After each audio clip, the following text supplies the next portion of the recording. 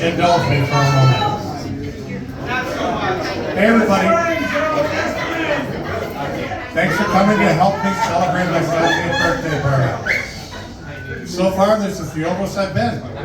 I'd like to thank Jackie, my beautiful wife, for planning and taking care of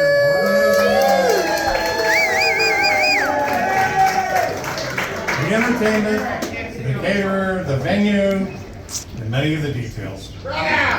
Also, thanks Ryan and Ashley, and Kelly and Josh for their contributions. I didn't get a pen.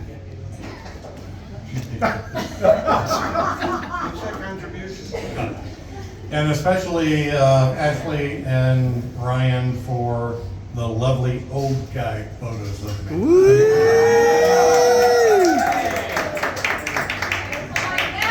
Those are young guy photos, young guy. You know, I heard that getting old is just a natural thing. Just last week, Jackie accompanied me to the doctor's office for my annual physical. The doctor came in, examined my gladiator-like body, and eventually asked me for a blood sample, a urine sample, and a stool sample. Yikes! With my hearing sort of fading a bit, I couldn't really make out what he said. So when I looked at Jackie for a little bit of help, she hollered back, "He said he needed your underwear."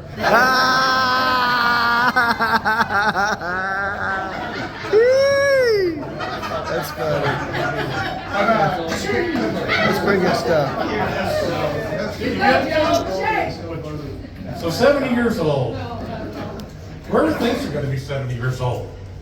Sorry, Brother Jim, Brother John. 70 years young. Young, okay, I'll go with that one. So one sunny day, okay, maybe it was more than one day, back in 1975 or so, you're in a beer bust in college with a bunch of fraternity drunks, drinking Busch Natty Light kegs. The next day you wake up at a 70th birthday party as an old fat retired guy with a bunch of friend and family drunks.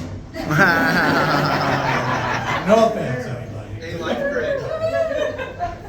So here's a shortened version of the last 50 years. Please indulge me for the next 5 minutes or so, because it took me 70 years to get here. Also, please allow me to read. I have to cover a lot of years, and my memory is not the best. I'm old. So, at 20, you get married right after graduating from college. And this is what everybody did back then. You take a job, which you know you'll probably quit in a few years, but never do. You buy your first car, and then a nice little house in the suburbs. And a few years later, I had 2 great kids, Ryan and Ashley.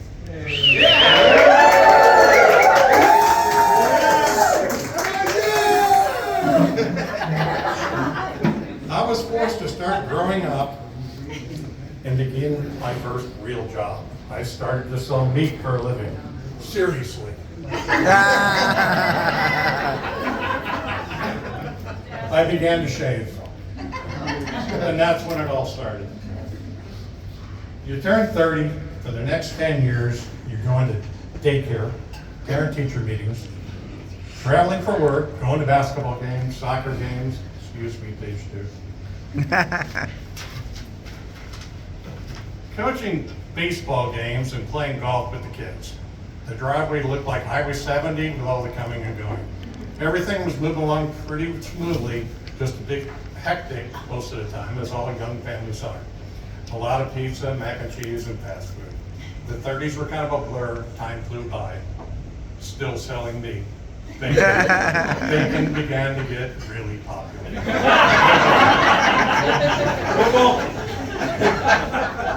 At 40, turning 40 was not really traumatic for me. It wasn't a big deal, I thought. Then things started to go south. Divorce set in. It was tough on the kids. I had to sell the house and we had built in Whitmore, buy another house in Muirfield, and basically start life over at 42.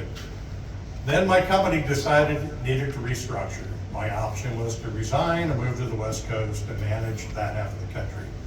So I resigned after 21 years and went to work for a competitor a week later to stay in St. Louis.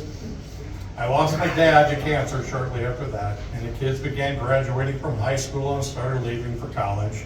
So it was a lot of real life-changing moments hitting all at once. I was off to a rough start in my early 40s, and dating when you're 40-ish is not a lot of fun. I was not good at it. In reality, I sucked at it. You were horrible at it. I was not exactly termed a prize for single girls, even though I was kind of a chick magnet.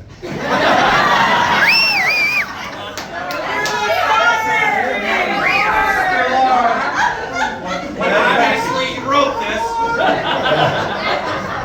And fortunate for me, I had two brothers going to the same thing at the same time, and John, willing to come along as we began the weekly Thursday journey to Filoni's. Grab a granny. I kind of remember my sister-in-law Robin. She wasn't really thrilled with us as we continued to pull John along every Thursday on fishing expeditions. Fishing generally was always pretty good there. Then a good thing happened, it turned for the better. I was introduced to Jackie at Filoni's, believe it or not. We dated whenever she was not traveling, which at the time was most of the time. That was really good for our relationship, actually. We finally were engaged after a year and a half and were married on 9/11 on her birthday, 2 years before the real 9/11 happened. I gave my good friend Jim Roth, who's here, a second shot at being my best man again, since he didn't do so well on his first attempt.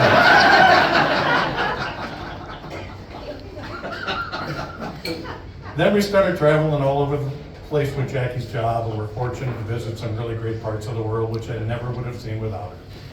Still selling me.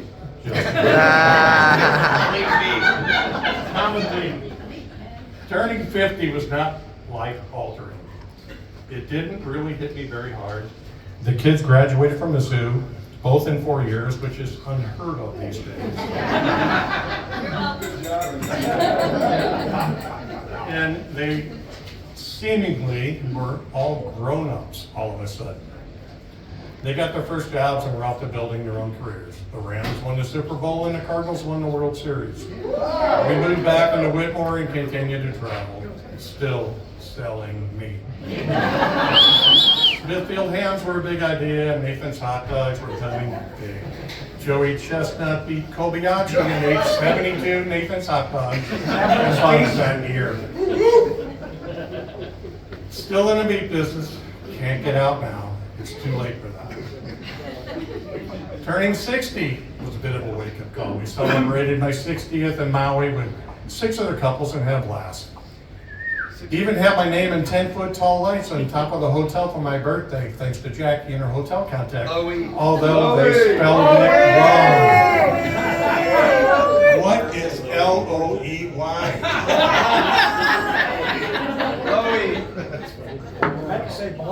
The next year, the group celebrated Mark Sharoney's 60th birthday in San Francisco, where I proceeded to have a heart attack while on the trip. Minor setback and a few days in intensive care. I blame everything on Kent Wilman's forcing me to eat the 26-ouncer at the San Francisco house at 11 o'clock at night after the Napa road trip that day. And as for family, we gained a great son-in-law, Josh, in 2009, and a wonderful daughter-in-law 2 years later with Kelly. Then the family started to grow even more with the addition of Wilson, Harry, Murray, and Eddie. 4 docile, young little grandboys. We're never sleeping. Oh my God. I was at the point that I finally was able to retire from Sara Lee, Conagra, and Smithfield after 40 years in total selling bacon, hams, hot dogs, and sausage. Most of the stuff you're really not supposed to eat. Then all of a sudden the pandemic hit and we had to stay in our homes for the next year. Not the best way to kick off retirement. Jackie actually enjoys staying alone at home with me 24/7. We almost ran out of toilet paper, and it was close.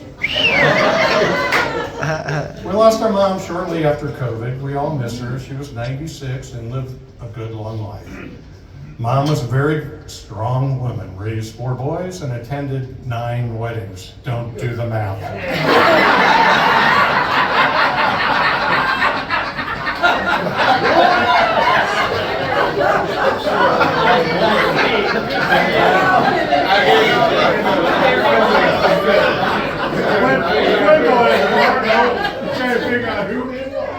We were forced to stop doing family portraits for obvious reasons.